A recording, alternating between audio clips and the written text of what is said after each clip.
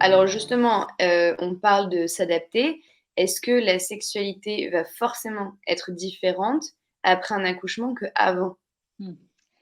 Ça, dans cette question, quand on pose cette question, c'est souvent parce qu'on a peur. On pense que la sexualité d'avant est meilleure et donc on a cette appréhension: «Oh là là, est-ce que ça sera comme avant? Est-ce que ça sera foutu?» et cetera. Donc j'aimerais rassurer les gens dans le sens qu'avant, c'était pas forcément mieux, c'est juste ça évolue. La sexualité va évoluer. Ça veut pas dire que ça va être de manière négative. Elle va devoir s'adapter, elle va évoluer.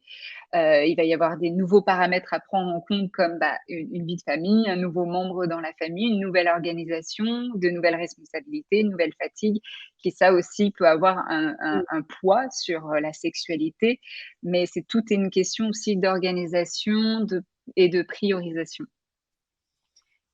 Au final, c'est un petit peu comme les sexualités qui évoluent quand on est, ado, puis, jeune personne, puis adulte.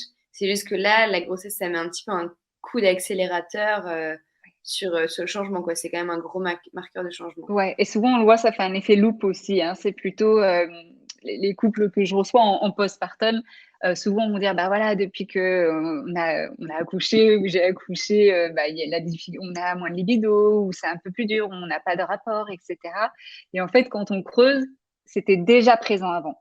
Un Mmh. petit peu, mais c'était déjà présent avant et donc c'est vraiment une loupe et c'est pour ça qu'il faut pas forcément mettre en cause, le fait d'avoir accouché et que c'est il y a un nouvel membre dans la famille, mais ça vient amplifier s'il y avait déjà des petites difficultés avant, ça vient les amplifier. OK, je vois ce que tu veux dire.